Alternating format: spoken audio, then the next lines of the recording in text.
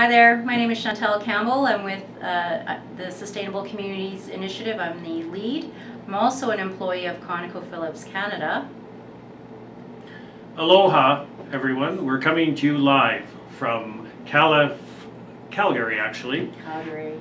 I'm Doug Ratey. I'm an employee of ConocoPhillips also. I work with the Sustainable Communities Initiative, more particularly on the Experiential Learning Initiative, and where I'm support to the communities.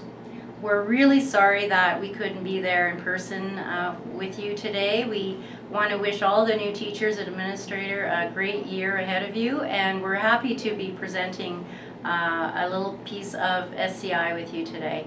On that note, Carrie, oh my gosh, you did an awesome job introducing this item, didn't you think so? Yes, I thought Bravo. I thought it was excellent. Awesome, Carrie. And I can see you blushing now. Yeah, good job, Carrie. That was amazing. So hopefully we can put up our end of the deal and do as good a job as Carrie did. But let's see how we do. Carrie, I bet you didn't think we were watching, eh? But we've got eyes everywhere. Yeah. Okay, so hopefully you get that sense of humor and you're not thinking, oh my god, what a bunch of weirdos. But what I'll do, let's be serious now. And let me introduce the part of the presentation that we'll be sharing.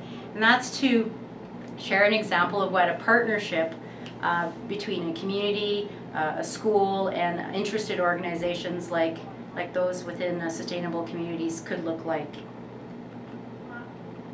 So we'd like to share with you the partner perspective of experiential learning, and we each have a story to share with you. So I'm going to ask Doug, what would be your story that you want to share?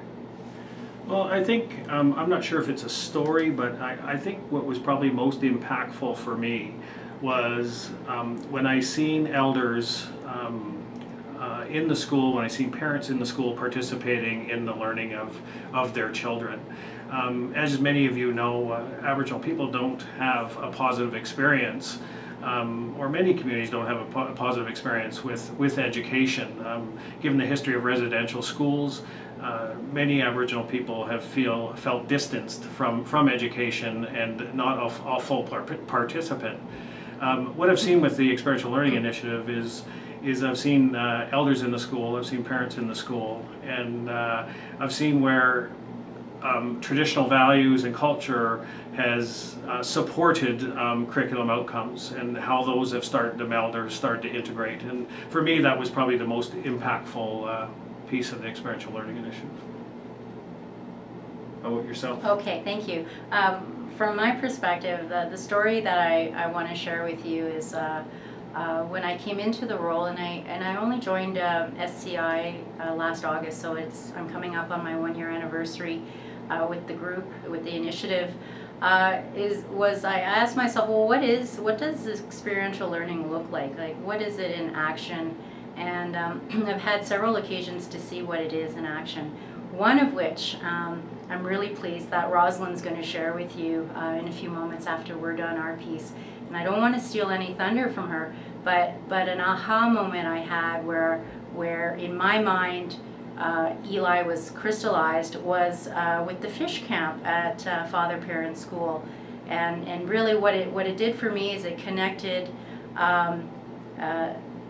traditional, being on the land, having an elder provide traditional teaching, having a teacher use that experience to weave into a pre and post curriculum lesson plan, and to have students engaged and really happy to be part of that event, and it just seemed to be such a great opportunity to combine these various things in the name of teaching in a non-traditional way, but yet meeting the goals that the teacher had set out for her lesson plan. Yeah, so make sure you ask Rosalind lots of questions on that. I'm sure she has details that she can share with you on that. So getting back to our purpose as part of this presentation, what we want to share with you a little bit about what Eli is to us and what SCI is. So from our perspective, If you were to look at the slide that we provided, experiential learning, what it does is it facilitates opportunities for a whole bunch of people, whether they be community members, teachers, youth, companies like ourselves who have an interest in seeing youth succeed. It allows us to engage in learning that really supports walking in two worlds, and it does that through collaboration with a view to culture and curriculum. It's perhaps even more than that, but for the purpose of this presentation, it really is about integrating culture and curriculum. So how would Eli facilitate walking in two worlds as we see it? First of all, from our perspective, Eli is premised on learning by doing. So whether you're an adult or a youth, you have experiences that teach you something. And so any aspect of the Sustainable Communities Initiative could be considered an experiential learning opportunity. And so our activities present opportunities to learn skills like planning, organization, leadership. There's definitely a traditional culture perspective, whether it be on the land or in the classroom. We also feel that experiential learning has some great opportunities for learning skills around employability. What are we talking about in terms of activities? Well, it could be land-based learning camps and other events that you'll hear about today. It could be as a specific component of creating an integrated lesson plan. Again, Rosalind will be sharing some information with you on that. It's about elders in the school sharing stories. We see that as a way of facilitating walking in two worlds. And even the part that reports out on all of those activities, the presentations that we make them to various audiences. Our youth make them to different audiences, and that in itself is an experiential activity that teaches leadership and speaking skills, for example. I'd like to take a step back, so hopefully you get an idea of what our perspective on experiential learning is, but how does it fit within the bigger picture of Sustainable Communities Initiative, which is our partnership? Well, there is the SCI vision is to co-create healthy, safe, sustainable communities where people can work, live, play, and raise their children. And all of those partners to SCI believe in this vision, and we uphold that vision through the sharing of resources and time and knowledge through the activities that we do. Who are the SCI partners? Well, if you were to look at the slide that's presented in front of you, there's a number of oil and gas companies. It just happens that the region that Father Perrin and ADCS find themselves have oil and gas in their backyard. So Nexen, ConocoPhillips, Statoil, Suncor make up the industry component, and we have people that sit within the working group and at a steering committee level. We also have what we call community or regional partners. So the regional municipality of Wood Buffalo, a very important partner at the table with us. We have obviously the Northland School District. For obvious reasons, they're an important partner to SCI. We have the organizations within the communities themselves called Sequeja and Lake Athabasca Youth Council, and those are the two organizations that operate the youth programs within each community, and Doug may share a little bit more of information on that. And then we have learning partners who form part of SCI, and we reference Living Sky, the school division over in Saskatchewan, as well as the Yukon Department of Education as learning partners we actively share information with. Yeah. Shall I move ahead? Sure. Okay. So I'm going to give you a little bit of a sense of what our structure looks like within SCI. So what we have is the Sustainable Community Initiative is supported and guided by by the community. And in this particular case, the community is represented by the Lake Athabasca Youth Council and Sequoia. The Lake Athabasca Youth Council is located in Fort Chipewyan, and Sequoia is in Janvier. Both of these community groups are very active. Both are involved in youth-led programming. They both have summer student type programs where they employ youth. I think they employ between the two of them upwards to about approximately 50 youth in varying capacities, both full and part-time. Some are employed around specific events and so forth. So it is the overall concept, or the overall approach is very geared towards experiential learning, involving youth in those activities and in employment opportunities where we prepare them for employment in the end. One of the common programs, though, is the Experiential Learning Initiative. Both communities are very involved in that initiative.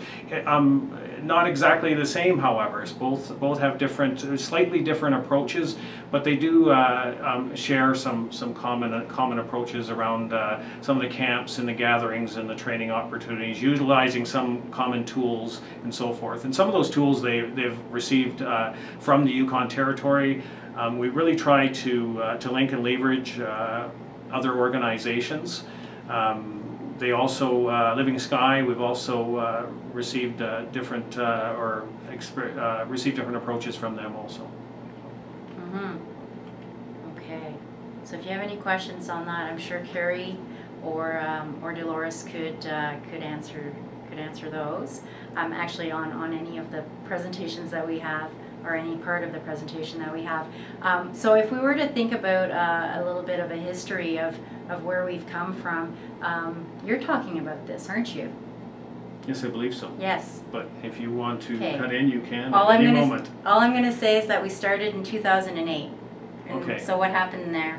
Well, essentially it was industry and community sitting down together and talking about the what if, and the what if was how can we change this relationship that we have with communities? How can we work better with communities? And it did essentially start. The conversation started on doorsteps and around fires, and in the community expressed how dissatisfied they were with this current kind of fractured approach that industry has. When they deal with communities, and they wanted to see industry start to come together and start to work with communities more collaboratively, and to start to do with communities rather than to communities. So from there, we started to talk about what was important, what our values and our interests were, and education emerged as one of those common values, and the community found that important, and so did industry.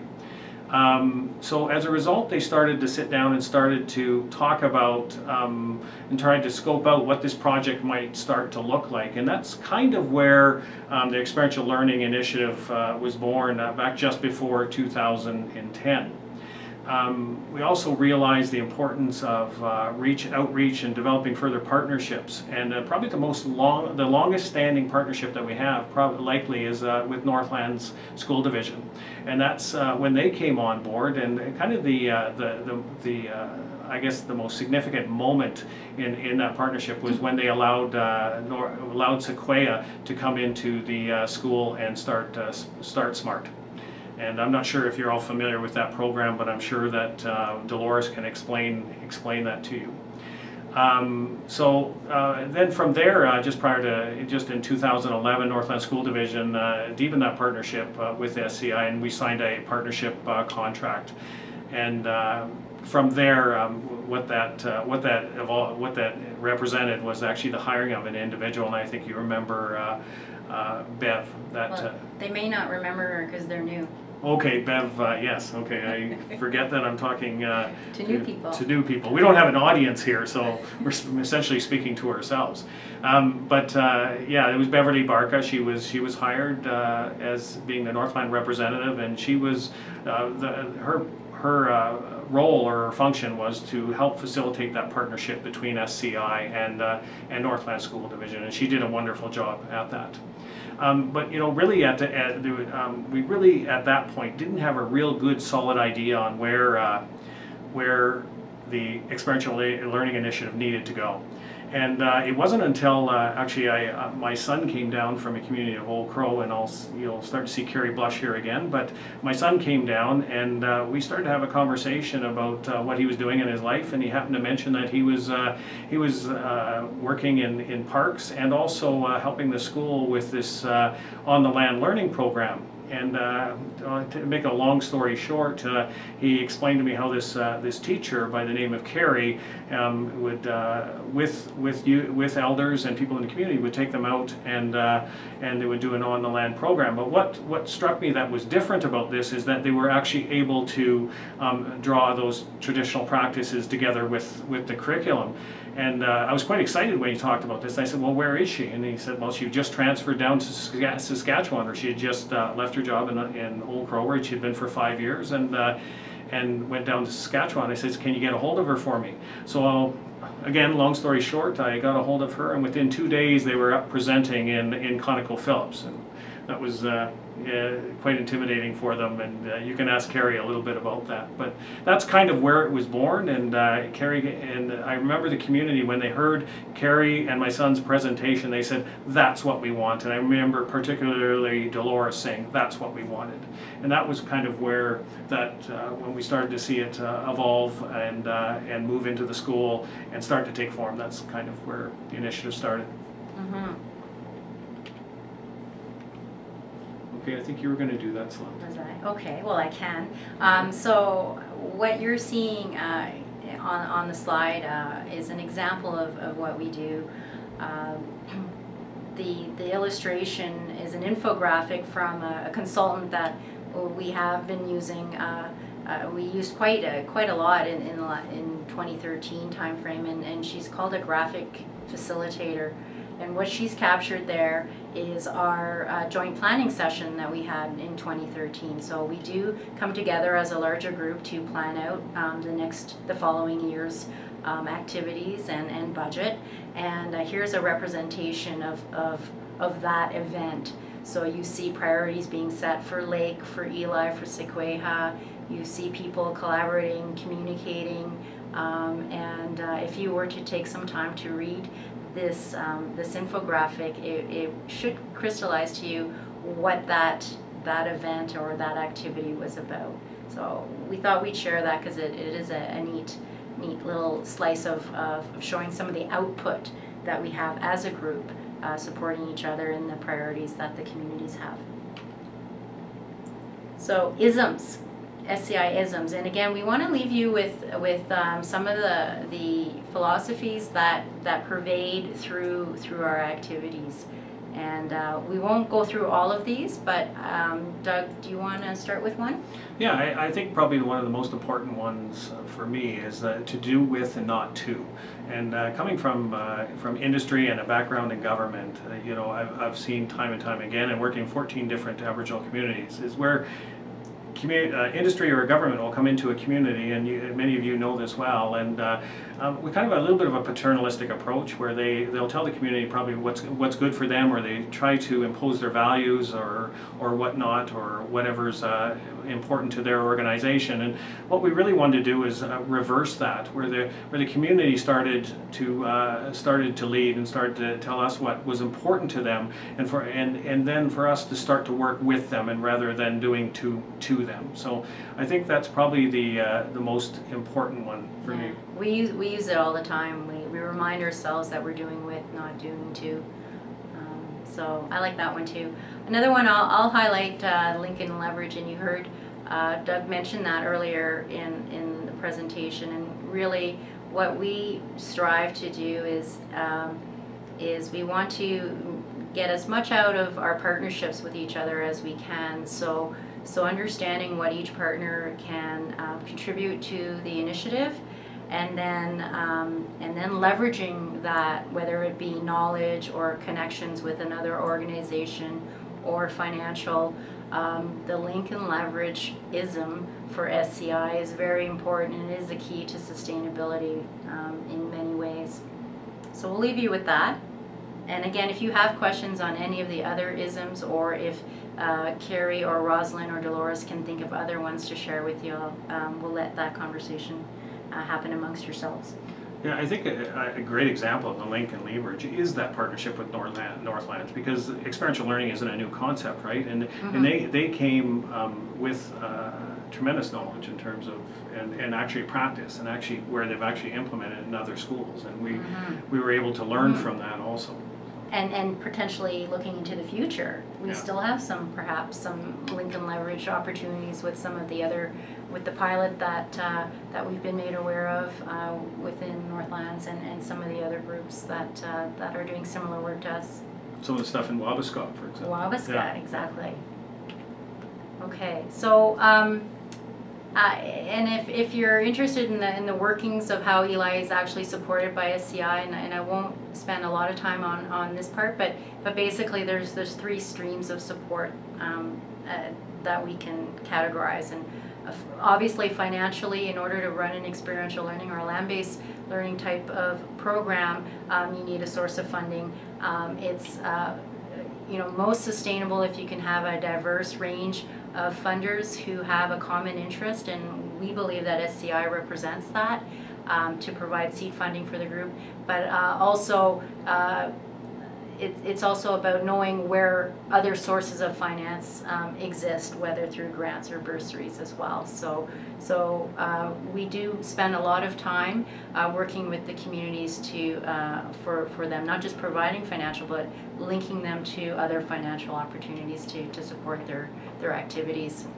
In kind, well, that's pretty straightforward. Through our community representatives, our organizations, they provide facilities. Northlands has provided facilities for us through the schools, equipment, etc. for activities. And then we do take advantage of training opportunities that one organization may be holding and inviting community members to attend. Those are awesome opportunities. And then of course human, and I believe that this is the key to our success, because it is about relationships. It's not transactional, it's transformational. And whether you're at the working group level or if you're a community volunteer, our boards, I want to give a shout out to Dolores, are all volunteer based, and they have passion and so much effort put into the work for the youth. So that's amazing. Expertise comes in all forms through again our connections, and of course learning partners, and this is where we reach out to you. The opportunity to work with other schools, whether it be in this division or in other school divisions, is priceless in terms of supporting the initiative. Right? Yes. Okay. So as we look to the future and leave you at this part of the presentation, Doug and I would like to provide a couple parting points, I guess. First of all, what we'd like to have further conversation with is if there is any other school or district that is interested in connecting as a learning partner to share knowledge and experiences and resources. We could have things like common camps, or we could share learning tools. That would be a wonderful thing, and again, leading to sustainability. I mean, we're not exclusive to this approach, right? And we know there's a lot of good things happening out there, and we'd really like to connect with them. And we'd really like to really consider and try and talk about what could the next phase of this relationship between SCI and Northlands begin to look like. We realize that we no longer have Bev with us, and we no longer have that support, but we really think there are some opportunities to leverage the resources that we have within Northlands and within SCI, and really make this a sustainable approach. Yeah.